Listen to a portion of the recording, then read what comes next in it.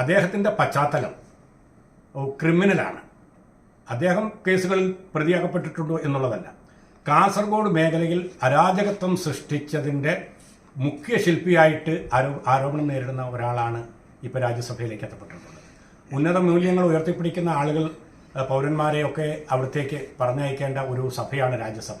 അവിടേക്ക് ഈ ചൂലിയിൽ എന്ന് പറയുന്ന കാസർഗോട്ടെ ഒരു മദ്രസയിൽ പഠിച്ചുകൊണ്ടിരുന്ന 7 വയസ്സുള്ള ഒരു കുട്ടിയെ കാത്തിരുന്ന് പിടിച്ചു കൊണ്ടുപോയി കഴുത്ത് അറുത്ത് മാറ്റാൻ ഒരു RSSകാരന് പ്രേരകമായ ക്ലാസ് കൊടുത്ത കാര്യത്തിൽ വിവാദ വിധേയനായ ആളാണ് ഇപ്പോൾ രാജ്യസഭയിലേക്ക് നോമിനേറ്റ് ചെയ്യപ്പെട്ടിട്ടുള്ളത്.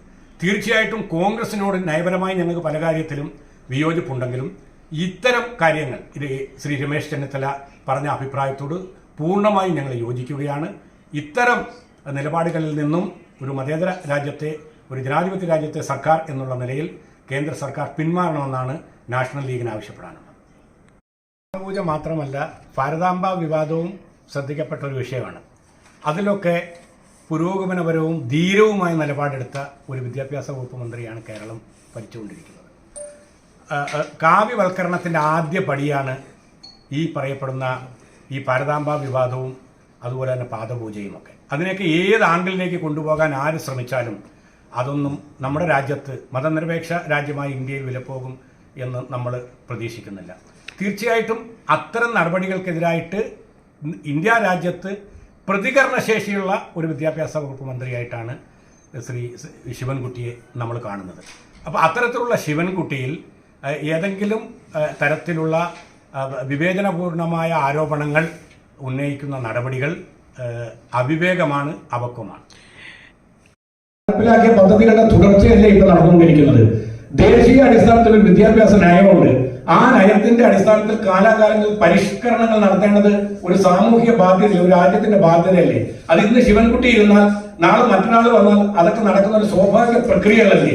അതിലൊക്കെ നമ്മൾ ജാതിയും മതവും മതനന്മയും ധ്രുവീകരണങ്ങൾ സൃഷ്ടിച്ചാൽ ഈ നാടെവിടെത്തും.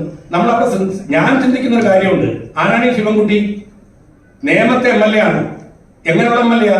ഇവിടെ കുഞ്ഞാലിക്കുട്ടിക്കോ പാണക്കാട് നല്ലവർക്കോ ജമാഅത്ത് അമീറിനോ 1000 വർഷം തപസ്സിരുന്നാൽ അവകാശപ്പെടാനാകാത്ത വിധം RSSന്റെയും BJPയുടെയും അക്കൗണ്ട് പൂട്ടിച്ച ഒരു വിപ്ലവകാരി എന്ന് വിശേഷിപ്പിക്കാവുന്ന ആളാണ് ശിവൻകുട്ടി. അദ്ദേഹത്തിന്റെ നെഞ്ചൂക്കും അതുപോലുള്ള ചെറുപ്പക്കാരുടെ യുവജനങ്ങളുടെ നെഞ്ചൂക്കും ഇച്ഛാശക്തിയും കൊണ്ടാണ് തിരുവനന്തപുരം പോലെയുള്ള ഒരു പ്രദേശത്ത് RSS ഒരു പരിധിക്കപ്പുറം കടന്നു പോകാത്തത്. ആ യാഥാർത്ഥ്യം പോലെ ഇവിടുത്തെ ന്യൂനപക്ഷങ്ങൾ ഉൾക്കൊള്ളണ്ടേ. സമീപഭാവിയിൽ തദ്ദേശ സ്വയംഭരണ തെരഞ്ഞെടുപ്പ് വരാൻ പോവുകയാണ്. ഈ തിരുവനന്തപുരം അടക്കമുള്ള കോർപ്പറേഷൻ BJPയുടെ നിർണായകമാണ്.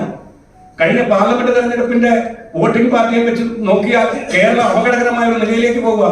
അപ്പൊ അതിന് എരുതിയിൽ എണ്ണ ഒഴിക്കുന്ന നിലയിൽ ഭൂരിപക്ഷ സമുദായങ്ങളുടെ ഇടയിൽ സംശയങ്ങളും ഒക്കെ ചിന്തകളും ധ്രുവീകരണത്തിനും ഒക്കെ ഇടയാക്കുന്ന പ്രസ്താവനകളിൽ നിന്നും കേരളത്തിലെ മുസ്ലിം സമുദായ നേതാക്കൾ വിവേകത്തോടു കൂടി പെരുമാറണം എന്ന് പറയുന്നത് ഒരു പൊതുനന്മ ഉദ്ദേശിച്ചാണ് ഞങ്ങൾ പറയുന്നത്.